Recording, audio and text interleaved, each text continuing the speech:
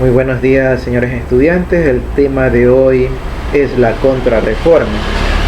En la clase anterior dialogamos sobre la reforma, que era la reforma a los cambios políticos religiosos establecidos en esa época a través de la ideología de Martín Lutero y Juan Calvino. Pero toda acción trae su reacción.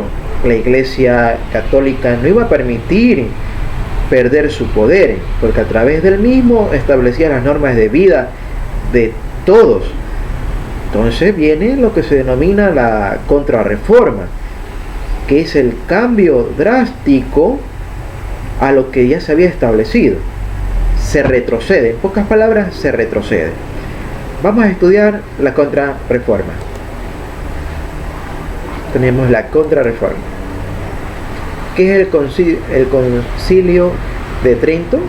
El Concilio de Trento fue la especificación de la doctrina cristiana y su organización jerárquica. Fue la doctrina cristiana y el orden jerárquico. Vuelve a tomar fuerza lo tradicional. ¿Qué conoces sobre la contrarreforma? Se deben estar preguntando.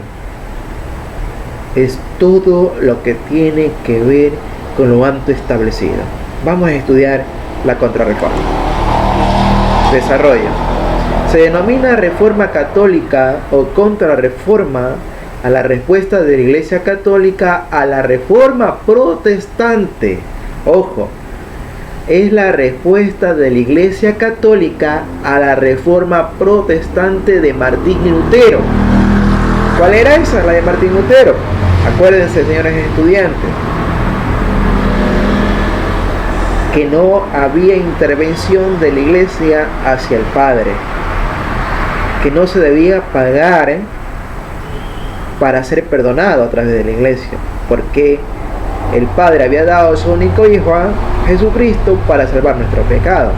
Entonces la Iglesia vio que era una forma protestante de Lutero, y Lutero, acuérdense que también fue un perseguido político religioso, que había debilitado a la Iglesia. Abarca desde el Concilio Ecuménico de Trento en 1545 hasta el fin de la Guerra de los 30 años en 1648. Pero la Iglesia romana, poderosa y fuerte, no iba a resignarse a perder terreno. España e Ignacio de Loyola, fundador de la Compañía de Jesús, que era una orden religiosa incondicional a la Iglesia Católica, habrían de ser los bastiones de la contrarreforma. En pocas palabras, se crea un ejército para perseguir a los protestantes. España en este periodo se consolida como uno de los mayores imperios del mundo, con vastos territorios en América, y gracias a las riquezas de América logra conquistar un sinnúmero de cuestiones. Así también conquistó las Filipinas, algunos territorios de Francia, Holanda y una sección de Italia. Disponía de una gran fuerza política y militar, y asumía que enorme campaña de evangelización de los nativos americanos y el combate de la reforma europea. Gracias a las riquezas de América, de nuestras riquezas, España se consolidó como una potencia global, y así pudo pagar a los ejércitos para perseguir a los protestantes. Los objetivos, ¿cuál era su objetivo? Adoctrinar a todos, cumplir con la palabra de la Iglesia. Por eso era el adoctrinamiento que recibían nuestros nativos. Reestructuración eclesiástica con la función de seminarios, con la fundación de seminarios. Reforma de las órdenes religiosas, haciéndolas volver a sus orígenes tradicionales. En 1543 la Iglesia convoca un Concilio de Trento en la cual se define la doctrina cristiana y su organización jerárquica, y vuelve su mirada a la tradición, reforzando su santo oficio. ¿Cuál es su santo oficio? La Inquisición, a fin de combatir a los herejes.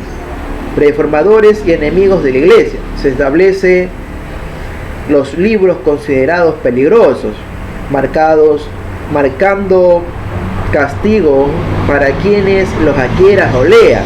Esto no quiere decir que la iglesia ya estaba determinando qué se podía leer o qué no. Miren cómo fue un cambio abrupto de lo que realizó Martín Lutero y Juan Calvino, donde cada persona podía establecer la forma de la iglesia o establecer la palabra de Dios del Antiguo Testamento y Nuevo Testamento. Acá ya no.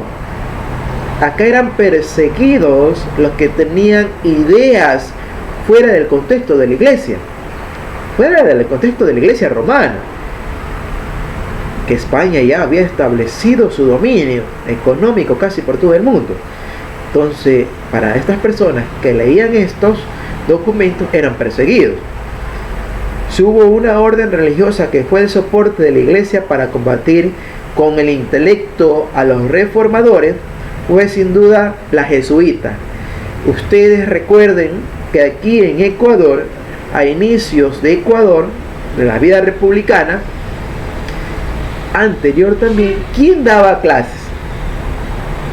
¿Quién adoctrinaba a nuestros aborígenes? Eran los jesuitas, una orden sagrada del clero, que se encargaba que se cumpla la palabra o la propia iglesia te mandaba eliminar. Así de sencillo era en esa época. Entonces los jesuitas jugaron un papel fundamental. Esta incursionó en el mundo secular a través de la educación, lo que le estaba explicando. A través de la educación se dominaba al pueblo. ¿Y cómo se lo dominaba? A través de la enseñanza de los jesuitas. Asumió la dirección de colegios y universidades, el manejo y administración de amplias estancias en América y la organización de los pueblos originarios para lograr su evangelización. Entonces los jesuitas también se encargaban de adoctrinar, establecer la forma de vida de nuestros aborígenes. Recuerden que anteriormente nuestros aborígenes tenían diferentes creencias, eran politeístas, pero los jesuitas, a través de sus doctrinas, de una reestructuración, una reforma de órdenes religiosas, iban llevando a nuestros aborígenes ¿a qué? A la veneración de sus propias creencias religiosas, un adoctrinamiento. Vigilancia de los movimientos espirituales, creándolos en la vida piadosa y una relación personal con un sacerdote y con Cristo. A través, aquí ya había intermediarios. ¿Se acuerdan que Calvino nos dijo que no existía, y también lo dijo Lutero, que no existía intermediario con el Padre, sino que uno tenía que vivir de acuerdo a las virtudes? La iglesia romana, o la iglesia que comienza a tomar este auge a través de España, ¿qué pasa? Ya vuelve a sustentar que para estar bien con el Padre tenía que establecerse o estar determinado un intermediario. ¿Cuál era ese intermediario? Un sacerdote o alguien que formaba parte de la iglesia. Creación de la Inquisición romana y gestión. ¿Para qué se creó la Inquisición romana? Para perseguir a las personas que no estaban de acuerdo con este ente religioso, a los protestantes. Para eso se creó. Eran acusados de brujería y eran muchas veces torturados. Concilio de Trento. Fue un concilio general de la iglesia reunido en 1545 y 1563 en Trento, cerca de los Alpes, que aprobó una serie de decretos doctrinales con respecto a los dogmas, la disciplina, el papado y las órdenes religiosas, que permanecieron vigentes hasta que se reunió el siguiente concilio, más de 3 siglos después. Miren cómo nos dominaron. Más después de 3 siglos se volvieron a reunir para establecer otras formas de gobierno. fue convocado por Paulo III y estableció una jerarquía efectiva de supervisión para garantizar que el clero y los laicos observaran las nuevas normas de disciplina y ortodoxia que se esperaba de ellos. El fortalecimiento de la figura del Papa también se dio, ¿no? Reafirmó la autoridad del Papa. Vamos a hablar un poquito de esto. Reafirmó la autoridad del Papa. Todos los príncipes cristianos eran legalmente vasallos del sumo pontífice. Imagínense, eran vasallos los príncipes del Papa, quien tenía poder temporal y espiritual sobre ellos. Ningún disidente podía ser ocultado, protegido o defendido por ninguno de ellos. Ninguna persona protestante podía ser defendido por el príncipe. Era una clara referencia a la protección que había recibido Lutero. Todo esto fue establecido porque en la Reforma muchos príncipes apoyaron a Lutero y lo escondieron, le brindaron su ayuda. Recuerden lo que hizo Enrique VIII, creó su propia religión y apadrinó también a Lutero. Entonces la iglesia, ya con este percance, ¿qué hizo? Fue estableciendo otras normas que los príncipes tenían que cumplir para permanecer en el poder. La iglesia romana reforzó sus vínculos con los reyes leales de España, Francia, Italia, Portugal, entre otros reinos.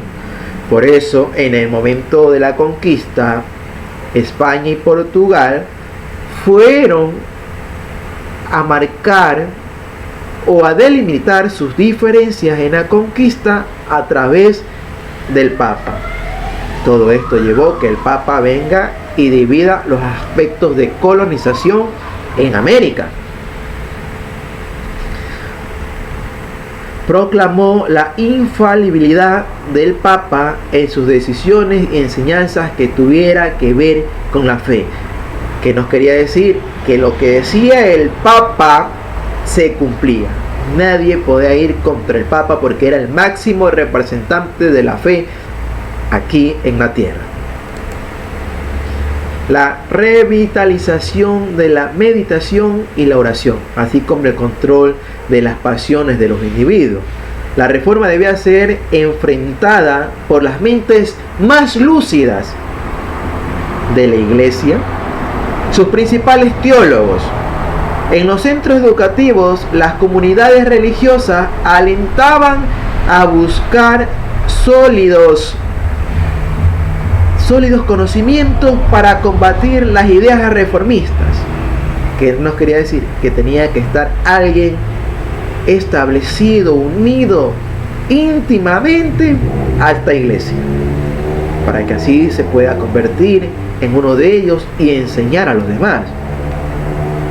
Estableció la Inquisición para perseguir y castigar a los reformistas y disidentes y para contrarrestar la tesis que consideraba que apartaban de la doctrina oficial. La iglesia romana, al haber sido fundada por Pedro, era la única autorizada a ser la guía espiritual de los creyentes de todo el orbe.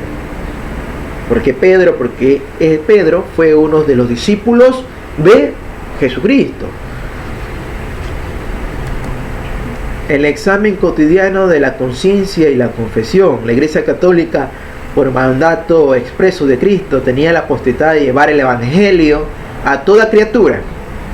Y por ello, bajo su autoridad, los reyes cristianos habían incursionado en África, Asia y América para conversión de las gentes de las otras latitudes. A través de la religión se cometió los actos más despiadados que ha vivido la humanidad. La celebración de fiestas anuales en honor de los santos y las advocaciones a la Virgen. Aunque la enseñanza del Papa se consideraba infalible, la Iglesia, al estar conformada por humanos, era perceptible y ella solo a ella le concernía todo acto de depuración, mejoramiento e interpretación del destino del cuerpo de creyente de la Iglesia. Nos quiere decir también la celebración de las fiestas anuales a honor de los santos y las avocaciones a la Virgen María. Todo esto se había perdido con la Reforma, pero con el auge y el regreso al poder de la Iglesia romana se vuelve a establecer todos estos cultos. ¿Por qué la Virgen María? Porque recuerden que la Virgen María fue la madre de Jesucristo. El impulso a la formación de más cofradías y hermandades, donde se organizaría cajas de ahorro para ayudar a las viudas, los huérfanos, los ancianos y los enfermos, y para pagar los gastos funerarios. Tenemos que establecer que también al momento de la Contrarreforma se fueron estableciendo algunas cuestiones que sí ayudaría al pueblo, como es la que acabo de interpretar: el impulso a la formación de cofradías o hermandades con un fondo en común para la ayuda del prójimo, el castigo a los miembros de la Iglesia que abusaran de los bienes económicos de los fieles. Esto también fue algo muy aceptado por la sociedad en esta época. Ya el clero no se podía aprovechar del pueblo, porque cuando alguien se aprovecha del pueblo surgen nuevas formas de ver el mundo, y la Iglesia no quería que el pueblo despertara esta filosofía. Entonces, ¿qué hizo? No, vamos a dejar la economía del pueblo tranquila y la Iglesia no va a tener que abusar de ellos, para que así ellos no se subleven hacia nosotros. Eso pensaba la Iglesia en esa época. Estas medidas, junto con la Inquisición y las guerras de religión, pretendían detener el avance del protestantismo e infundir un nuevo entusiasmo y confianza a los católicos. La Iglesia comenzó a ver a la sociedad de otra manera. Quería dejarla tranquila en ciertos aspectos, pero no sin perder el poder de influencia. Entonces, el momento de la Contrarreforma fue cambiando también algunos aspectos que ellos en el pasado habían cometido. ¿Se acuerdan que la Iglesia le decía a la sociedad que mientras más pobres, más cercanos estaban a Dios? La Iglesia tuvo que cambiar ese paradigma. Hacia 1650, más de 2/3 de Europa prestaba de nueva obediencia a la Iglesia romana. La Reforma protestante en conjunto solo conservó su influencia en el norte. Miren, todo el auge de la Iglesia romana que llevó, ¿no?, a dominar 2/3 de la Europa. ¿Qué dejó a la Reforma protestante? Solo facultad e influencia en el norte. La Contrarreforma católica. Vamos a ver qué era la Contrarreforma católica.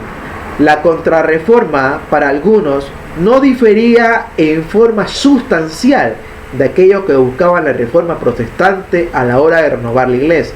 ¿Qué significa sustancial? Un cambio de 180 grados en el aspecto económico y político.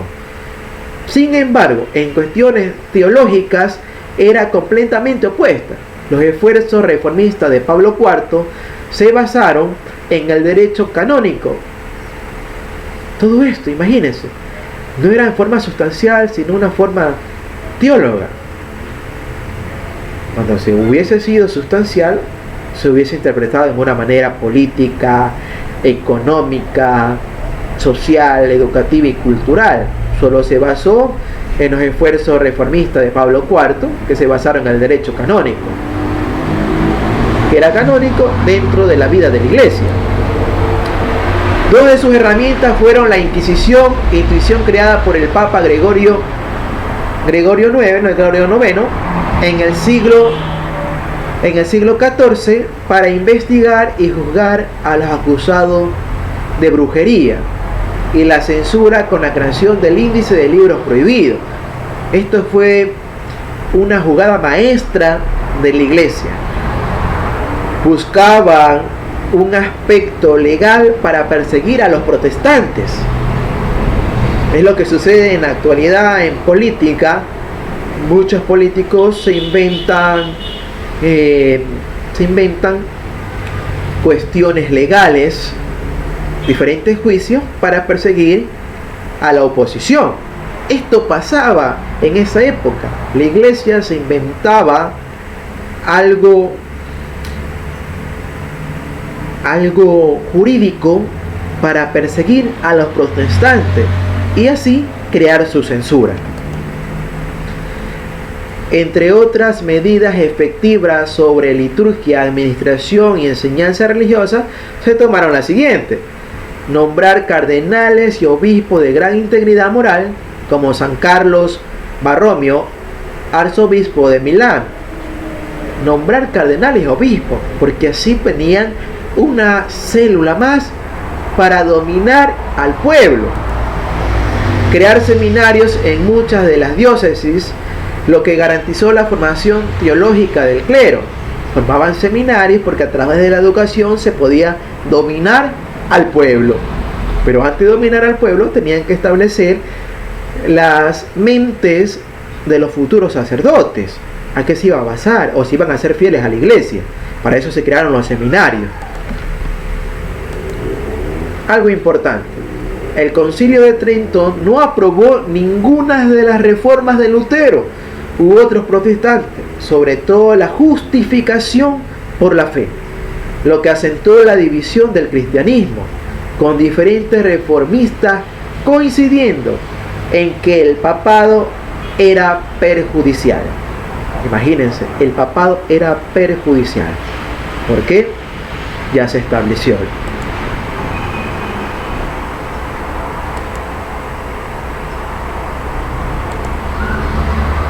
Para ir terminando, señores estudiantes, lo que es la contrarreforma, vamos a resumirnos en 6 aspectos fundamentales, lo que era la contrarreforma. Primeramente, la contrarreforma fue un cambio psicosocial, porque se volvía a muchas cosas anteriores a la dominación de la iglesia. Pero la iglesia en este periodo utilizó a la educación como una base de dominación, y a través de eso sí fue enseñando algo de ciencia, pero esas ciencias estaban predeterminadas por la iglesia, qué se debía estudiar, qué no. Y recuerden que la iglesia también utilizó un sinnúmero de cuestiones para determinar lo que se podía utilizar y qué no. Tenemos las mecenas que fueron de gran ayuda para la elaboración de los seminarios, por la ayuda económica. Y aquí también juega un papel fundamental la imprenta de Gutenberg, porque a través de la imprenta la iglesia fue llegando más a la sociedad, con un sinnúmero de libros basado en la fe del Papa o las atribuciones que en esa época tenía el Papa. Y así se fue creando una nueva concepción del mundo. Esto duró por muchos siglos.